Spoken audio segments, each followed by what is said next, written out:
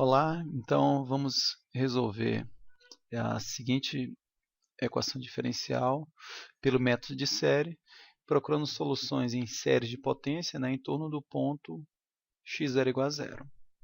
Então, nossa solução y ela é da seguinte forma: somatório, do k indo de zero a infinito, de ak x elevado a k, porque é em torno do ponto x0 igual a zero. Então, aqui você tem x menos x0 elevado a k, ou seja, x menos 0 elevado a k. Eu vou ter que derivar essa função duas vezes para substituir aqui nessa EDO. E a própria y eu vou colocar aqui também na minha equação, para você chegar na relação de recorrência e assim conseguir determinar todos os ak's, que é o que você precisa para determinar a sua y. Perceba que um dos a's nós já temos, que na realidade é o a0. Por quê? Se você escreve aqui de maneira mais explícita, você tem que essa série aqui é a0 mais a1x mais a2x² mais etc. Então, quando você fizer y de zero, y de zero, o que vai acontecer?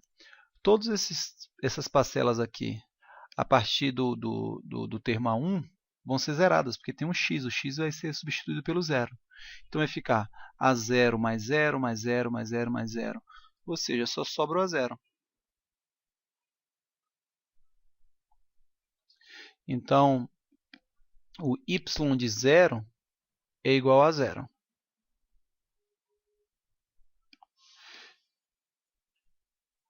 Agora, quem seria o meu termo a1? Então, vamos lá. Se você derivar pela primeira vez ali, seu y' vai ficar como? Vai ficar o somatório do k começando do 1. A partir de agora eu vou omitir o símbolo do infinito para facilitar aqui minha escrita. De A1, esse k vai descer, Então você tem k, ak, x elevado a k menos 1. Se você escrever essa série de maneira mais explícita, então vamos lá, com k igual a 1, você vai ter 1 vezes a1 vezes x elevado a 0, que dá 1, mais 2 vezes o seu a2 vezes x elevado a 2 menos 1, que é 1. E assim por diante. Mas, se o k for 3, você vai ter 3a3 x elevado ao quadrado, mais etc. Então, quando você fizer o y' de 0, todas essas parcelas aqui,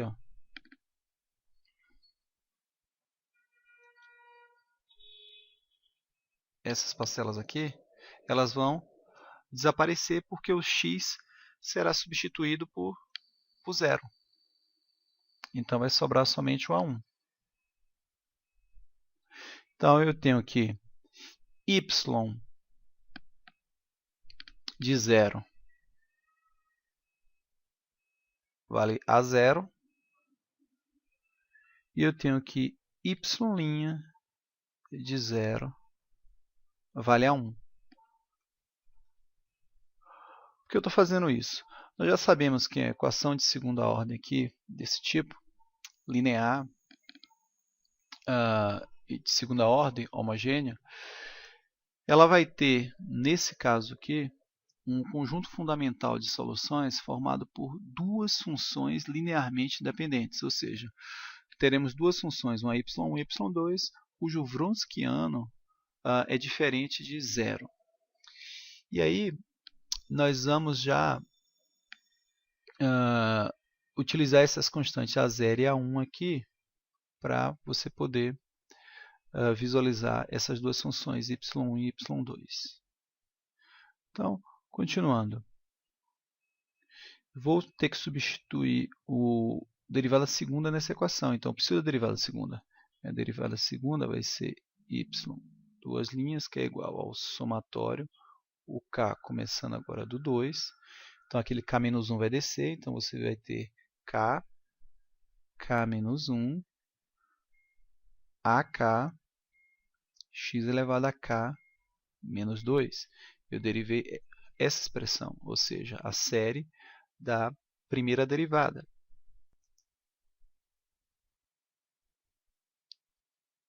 Então, agora nós vamos pegar a expressão do y duas linhas, que está aqui, a expressão do y, que está aqui, essas duas séries, né? E vamos substituir na nossa equação diferencial, que é y duas linhas menos y igual a zero.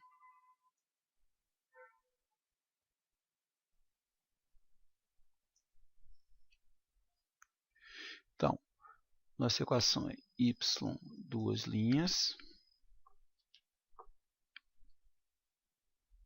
menos y igual a zero. Ou seja, somatório do k indo de 2, de k menos 1, ak, x elevado a k menos 2, menos o somatório de k igual a zero, ak, x elevado a k, agora igual a zero. Nós simplesmente estamos substituindo a série do y de duas linhas, que está aqui, e a série para o y, que está aqui. ak, x elevado a k começando do zero.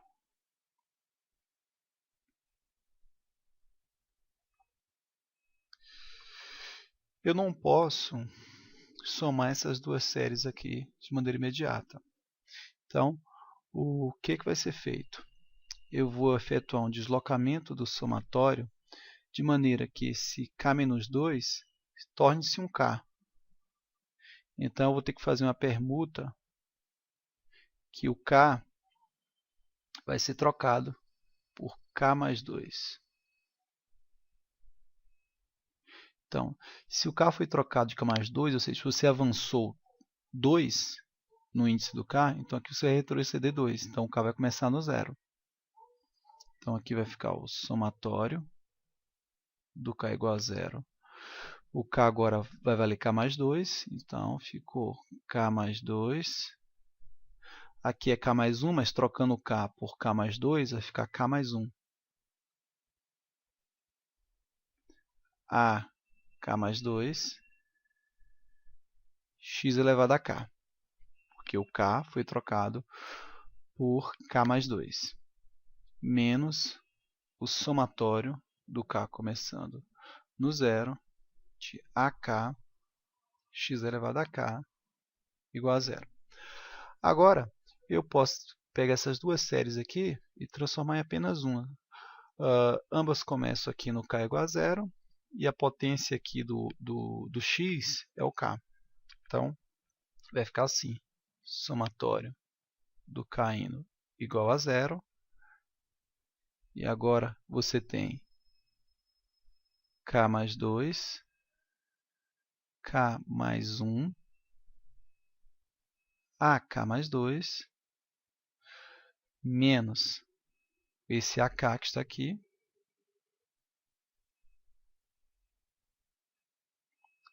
vezes xk, que é igual a zero. Okay? Então, você está ganhando a seguinte relação, que o que está dentro desse colchete, desse par de colchetes aqui, vale zero. Essa vai ser a nossa relação de recorrência. Então, nós temos que k mais 2 vezes k mais 1 vezes ak mais 2 menos ak é igual a zero. Em outras palavras, você tem que o ak mais 2 é igual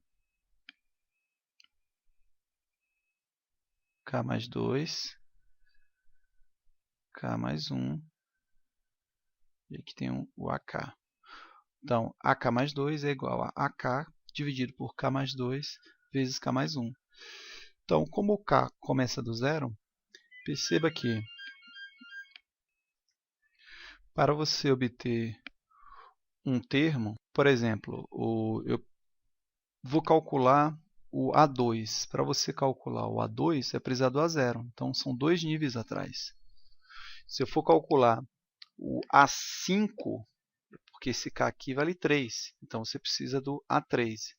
De maneira geral, você, para calcular os ímpares, você usa o A1, porque com A1 você gera o A3, com A3 você gera o A5, com A5 você gera o A7 e assim por diante. Para calcular os termos de índice par, você precisa do A0. Então você tem aqui o A0 vai gerar o A2, o A2 vai gerar o A4 gera o A6 e assim por diante. Ok? Então vamos escrever alguns desses termos a partir dessa relação. Então, por exemplo, quando K vale 0, você tem aqui que A2 é igual ao quê? A 0, colocando 0 aqui e 0 aqui. Então, 2 vezes 1, 2. Então, você já sabe que o A2 vale a 0 sobre 2. Quando K vale 2, estou calculando somente os termos pares. Então, você vai colocar o 2 aqui, então você vai gerar o A4. Então, com o A4 vai ser o quê? A2 dividido por, aqui 2 mais 2, 2 mais 1, então 4 vezes 3. Só que nós sabemos, por essa igualdade aqui, que o A2 vale a 0 sobre 2. Então, o A2 é A0 sobre 2. Portanto, o meu A4 ficou A0 dividido por 4 vezes 3 vezes 2. Vou calcular apenas mais um aqui. Então, nós temos que o nosso K4 vai gerar o A6. O A6, por essa expressão aqui, que é o K igual a 4, é A4 dividido por 6 vezes 5. Basta você substituir K igual a 4 na nossa relação de recorrência aqui. Só que nós sabemos que A4 vale a 0 dividido por 4 vezes 3 vezes 2. Então, vai ficar o seguinte, A0 dividido por 6 vezes 5 vezes 4 vezes 3 vezes 2. Os termos ímpares são gerados de maneira análoga. Por exemplo, quando K for igual a 1, eu vou gerar aqui o meu A3. Então, o A3 é igual a A1. Estou aqui utilizando a minha relação de recorrência. Então, vai ficar o A1, 3 vezes 2. 3 vezes 2. Quando K agora for igual a 3, então vou gerar quem? O A5. O A5 vai ser igual ao quê? A3 dividido por 5 vezes 4.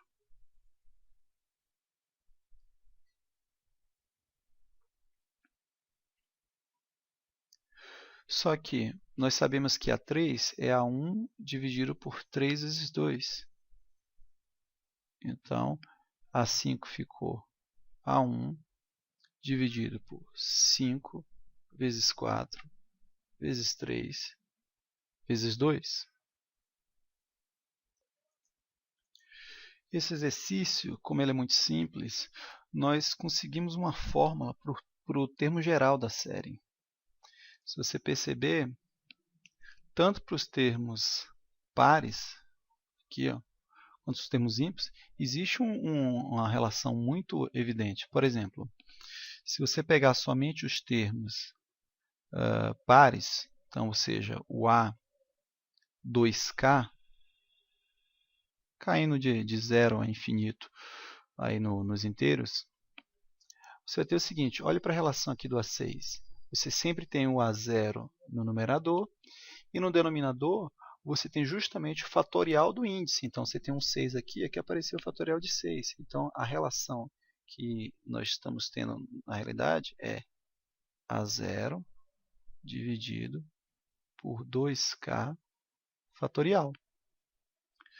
Para os termos ímpares, ou seja, por o A2K mais 1, o que nós vamos ter é o seguinte, ó, pode perceber aqui no A5 você tem um A1 no numerador, e no denominador você tem o fatorial do índice. Então, no A5 apareceu 5 fatorial, no A3 aqui ó, apareceu 3 fatorial. Então, aqui você vai ter o fatorial de 2K mais 1. Nem sempre você consegue obter uma fórmula para o termo geral da sua série. Só nos exemplos mais simples. O mais importante é você chegar na relação de recorrência, porque com a relação de recorrência você consegue gerar todos os termos da sua série. Okay? Mas como esse exemplo aqui é um exemplo simples, onde nós poderíamos até ter feito calculando os zeros da equação característica, porque a ideal que nós temos é a y duas linhas menos y igual a zero. Calculava os zeros da equação característica e nós montaríamos a nossa solução da maneira que aprendemos anteriormente. Então aqui nós vamos ter a seguinte expressão para a nossa y. Lembre-se que nossa y de x era igual ao somatório do k indo de 0 a infinito, mas vou omitir o infinito, de ak x elevado a k. Só que eu posso separar essa série aqui numa série para os termos pares, mais uma série dos termos ímpares. Ou seja, essa série aí é igual ao somatório do k indo igual a 0, do a 2k, vezes x elevado a 2k, mais o somatório do k indo de 0 de a 2k mais 1 vezes x elevado a 2k mais 1. Então, essa primeira série aqui corresponde aos termos pares e essa aqui aos termos ímpares. Então, minha y ela foi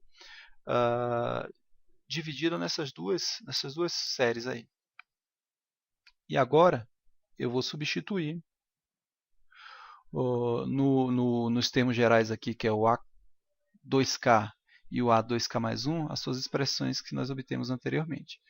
Então, eu tenho aqui a y de x é igual ao somatório do k igual a 0 a infinito, do A2K, mas A2K é A0 dividido por 2K fatorial. Então, A0 dividido por 2K fatorial, apenas 2K. Deixa eu apagar isso aqui. 2K fatorial, x elevado a 2K, mais somatório do k indo de 0 a infinito, do a 2k mais 1, que é essa expressão aqui, a1 dividido por 2k mais 1 fatorial. Então, a1 dividido por 2k mais 1 fatorial vezes x elevado a 2k mais 1. Como A0 e A1 são constantes, a gente pode colocar para fora aqui dessa série, né? Então, para fora do símbolo do somatório. Então, você vai ter aqui, colocando A0 para fora. Então, eu tenho A0, somatório que vai do 0 a infinito. Agora eu vou colocar aqui infinito. Do x elevado a 2k dividido por 2k fatorial. Mais o A1, colocando o A1 para fora. Somatório do k indo de 0 a mais infinito. Do x elevado a 2k mais 1 dividido por 2k mais 1 fatorial. Se vocês relembrarem a nossa aula de revisão sobre séries de potência, então nós calculamos a série de Taylor da função cosseno hiperbólico. Então, aqui é justamente cosseno hiperbólico de x mais A1. E essa outra série aqui dos termos ímpares é justamente a série de Taylor do seno hiperbólico de x. E aí nós chegamos à solução geral da nossa equação diferencial, que é a y duas linhas menos y igual a zero. Como eu disse anteriormente, essa equação ela poderia ter sido resolvida você calculando aqui a equação característica, que seria r ao quadrado menos 1 igual a zero. E aí você ia encontrar as raízes e você ia solucionar. Porque aqui você tem a EDO de segunda ordem, né, linear, coeficientes constantes, homogêneo.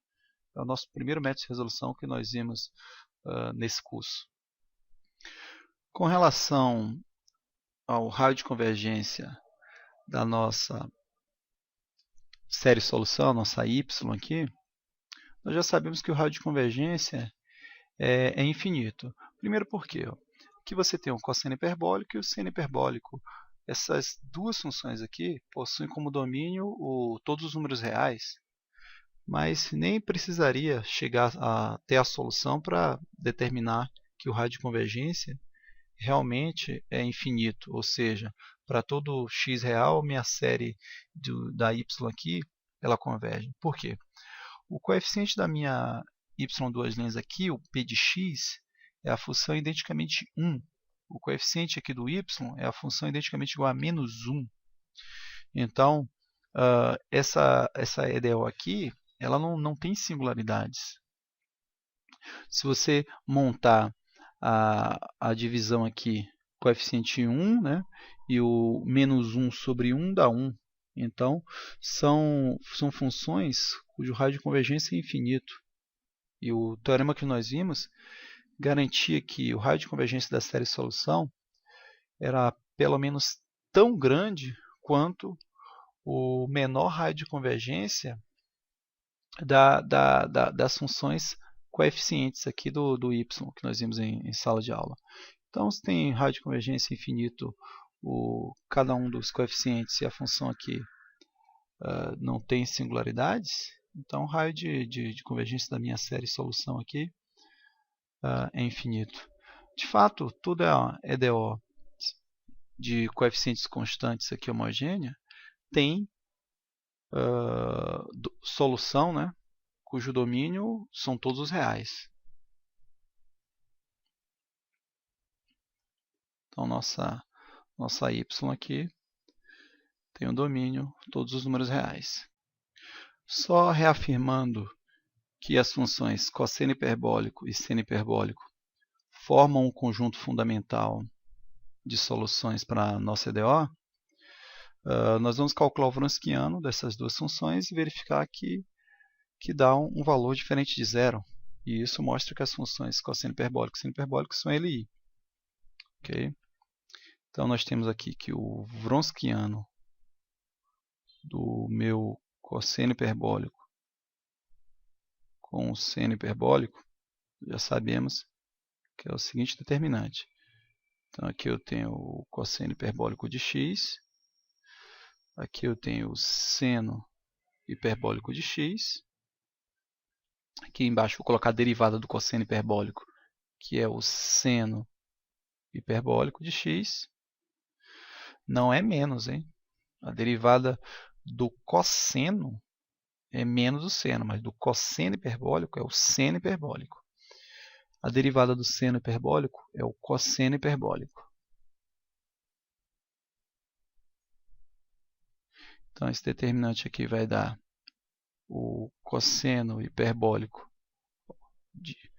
ao quadrado de x, né? Menos o seno hiperbólico ao quadrado de x. Essa relação ela dá 1. Tem que relembrar um pouquinho das propriedades das funções hiperbólicas. Então, nós estamos vendo que o Wronskiano do cosseno hiperbólico e seno hiperbólico vale 1. E 1 é diferente de 0. Logo, as funções cosseno hiperbólico e seno hiperbólico formam um conjunto fundamental de soluções para a nossa EDO.